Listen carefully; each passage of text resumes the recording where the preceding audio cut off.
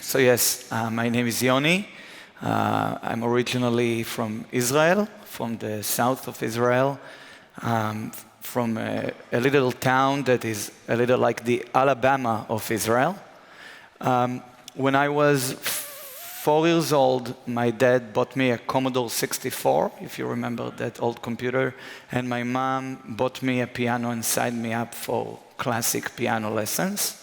So growing up, I would stay at home a lot and play computer games and classical piano. So as you can imagine, I didn't have a girlfriend until a very late age. But that gave me a lot of time to be alone. This sounds a little sad, but to be alone at home. And when I was 14, I joined this Russian cracking group. Again, this sounds weird now, but then it was cool. That used to crack audio record, actually German audio recording software. And I was too young to pay the tens of thousands of dollars it cost. And I used that to record songs at home in the late 90s and upload them to a website in Israel that was like MySpace, but years before. And using that, I actually became popular in this website until the daughter of the only record company in Israel, which was Sony CBS, she told her dad, "You should sign Yoni, he's big on the internet." He asked, "What's the internet?" But I did get a record deal for 3 albums. I have 2 gold albums. I was also a judge on the Israeli version of American Idol. I'm only telling you all of that so you know that if you were a group of 14-year-old Israeli girls, you'd be pretty excited right now. But you're not. But I grew up, I'll work with what I have. I grew up in the 90s in the MTV era, and I was really into music videos. A lot of time, music videos would be the thing that would make you listen to the song twice and get you to get the catchiness of the song, that sometimes on the first listen it's too hard if it's not an extreme pop song.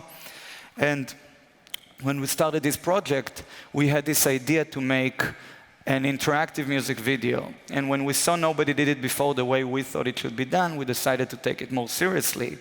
And the basic idea was that storytelling used to be this personal thing. We used to all sit around the campfire and tell stories to each other dynamically, depending on who's in front of us and how it worked. But as technology evolved, we were able to tell those stories to many more people at once, which is amazing. But we also lost that touch between the audience and the storyteller. And the whole promise of the internet was that we'll be able to make these connections again, because when you do create those connections, people remember them much more. And that was our idea initially. And the first video we've ever done, I still like to show it. It was shot in downtown Tel Aviv. And the reason I still like to show it is I'm in it. It's the ego. It doesn't go away. And I don't know, can you hear? Wait. Oh. Yes, thank you. So you see, that's me.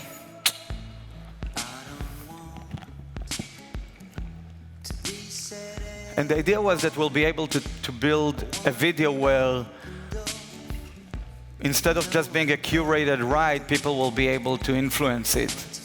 So it starts like a regular music video. I'm walking in this party, but as we approach the second verse, there's 2 people coming to the party, this guy and this girl. And let's say I click on the girl, I give her the headphones, and now we follow her, and she also joins the singing. You see, he's going to a different room and different things happen to him, but to see it, you have to play it again, which initially was the idea, to get people to feel like they're missing something and play it over and over again till the song is stuck in their head. You see now she's flirting with this guy while he's kissing his girlfriend.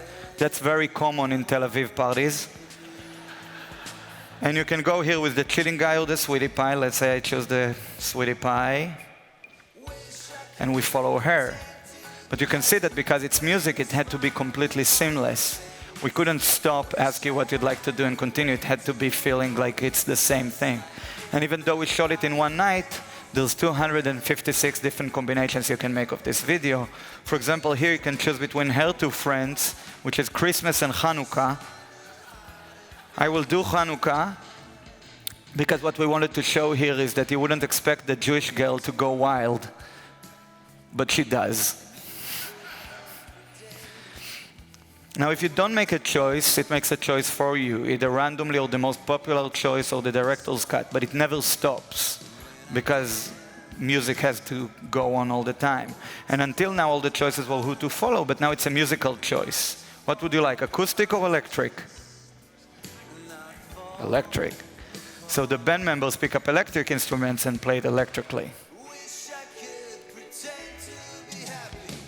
So you also change the music, not just the video, and it doesn't have to be two choices.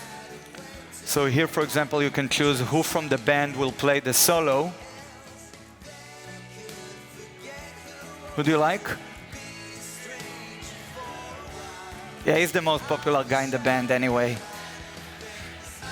Now each one has his own solo and his own dance. So you see he's got the weirdo dance and it's trumpets. But the thing is, you're actually making your version of the video in real time, because the sum of your choices are the video that you've made. Here, for example, you can see that in the end of the video, there's no choice. It always goes back to me. So people remember who's the real star. And what was cool is because there was no iTunes or Deezer or anything like that in Israel at the time, you could buy the version you've made or share it for free. And it was especially teenagers that shared it and said, "Did you hear the new Yoni Bloch song?" And another said, "Yeah, but you didn't hear it the way I did." So they felt like they were part of the creation, though they couldn't ruin my song. It was made out of the pre-recorded segments. And that was a really cool start for us. And we raised a little money from venture capital, and we've built this nonlinear authoring storytelling tool that allows us to build these initially branching storylines, but as time progressed, things that are much more complicated. So you can see here, this is the video we just saw, and this is how it looks like inside the tool.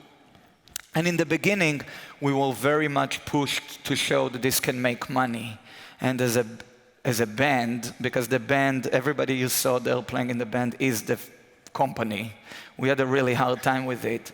So initially we had some stuff like this, like Porsche commercials and car commercials where, for example, you choose a car, like let's say Boxster.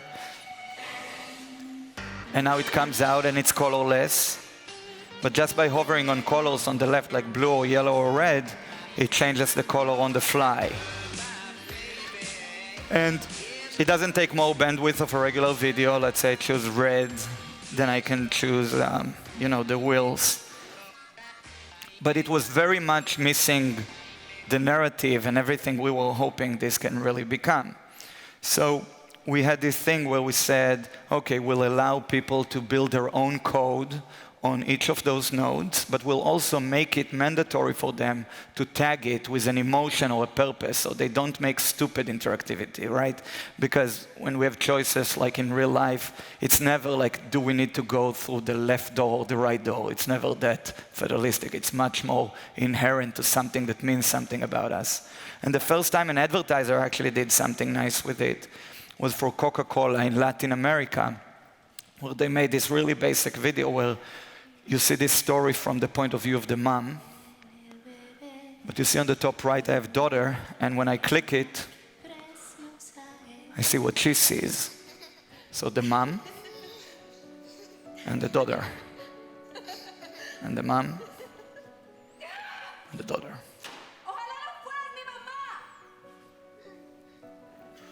And it's Latin America, so it's very dramatic.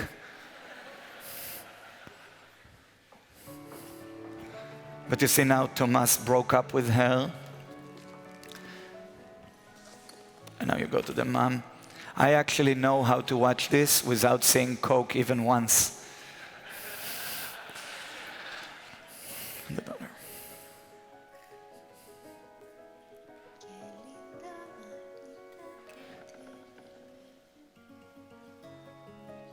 You see, now there's also the grandson added.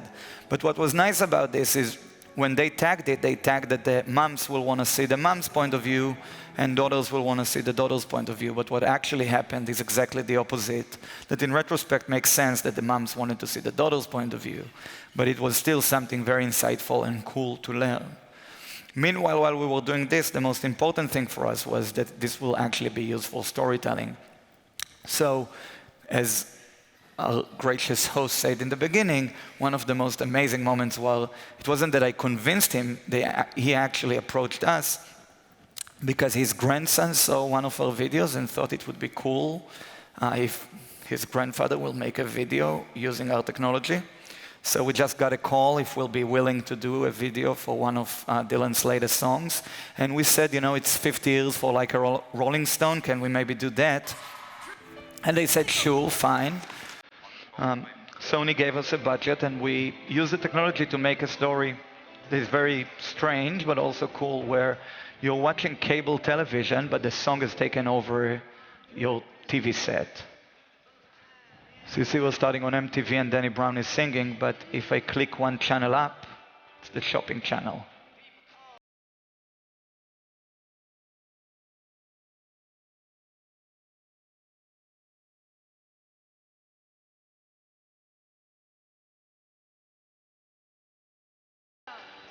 Another channel up is the movies channel.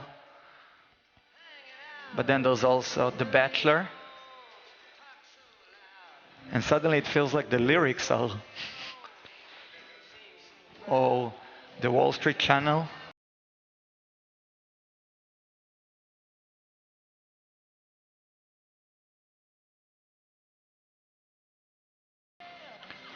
But you're also missing all the time everything that happened in all the other channels. So what happens is that everybody, just like regular television, keeps on switching channels, but feeling that they're missing everything that's happening on the other channels. So even though it's a 6.5-minute song, the average time spent on the video was 19 minutes, which is crazy and amazing. And you see now I'm going back to the channels. The shopping channel is my favorite, but there's a VH1 with like never seen before footage of Dylan.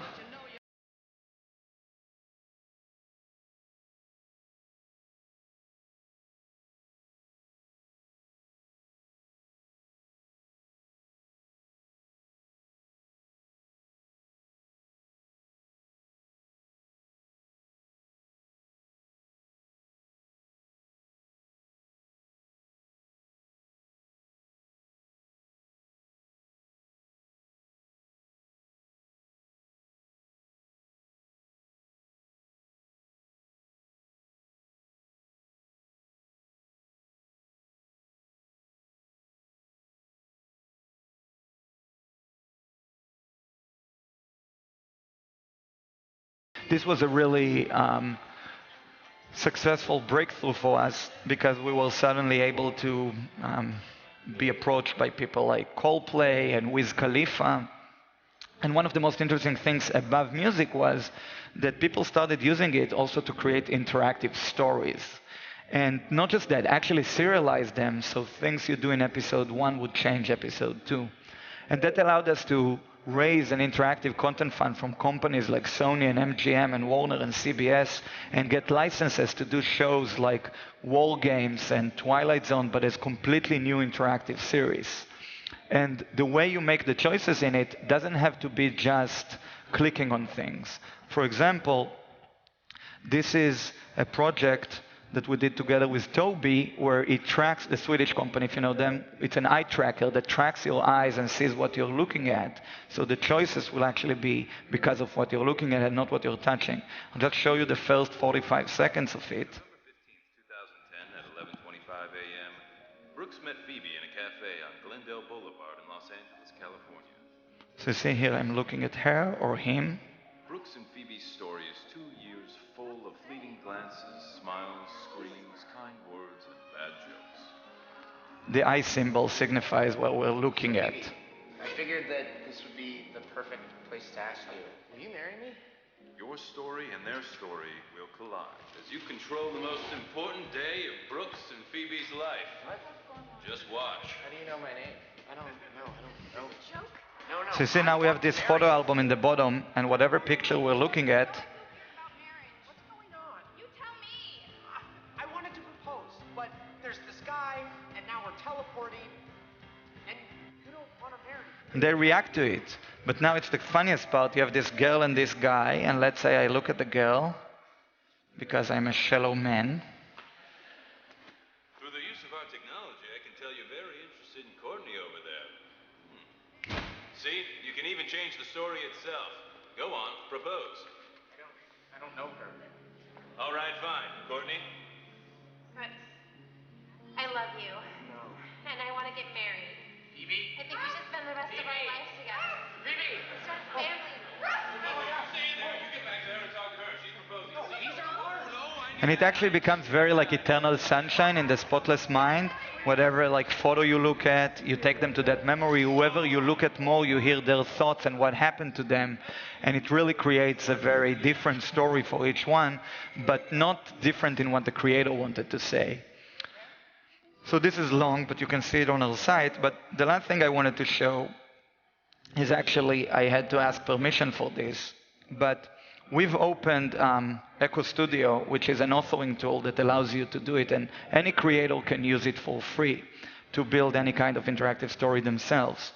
And one of my first examples of a UGC of that was something that at the time my girlfriend made me. And I asked her if I can show it today. I said it's outside of America or Israel. They will never tell anyone. She said, okay. And it's her best friend shot it with an iPhone. And she's making fun of the video I showed you in the beginning. But she's taking the headphones off. And she made this for my birthday because I was already in New York and she was in Tel Aviv and I was very depressed. So she made it as a surprise video. And she's not a filmmaker, but the first choice is between go to bedroom or go to the kitchen. We'll go to the kitchen, relax. But imagine the possibilities. And it's all private jokes, but it shows you how like a very, again, UGC thing looks like. So she doesn't know how to cook. I'm the one that cooks at home, so she's mixing milk with flour and lettuce and beer. And you can choose if she'll make fish or cupcakes. Let's do cupcakes. But you see, the seamlessness makes it feel like this is the way it was supposed to be, no matter what it is. And it only has 16 different versions, but I obviously saw them all. See? And when it was, okay, you got it. When it was time to, thank you.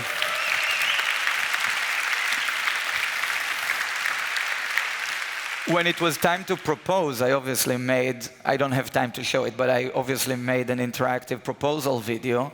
And it was me on one knee with a ring, and she can choose between yes and no. But I did that if she clicks no, it doesn't really work. It goes to buffering. And when I showed it to her, she looked at it and she was obviously excited, but then she clicked no. And I'm like, honey, what? And she said like, oh, sorry, I just wanted to see what happens. Anyway, thank you so much.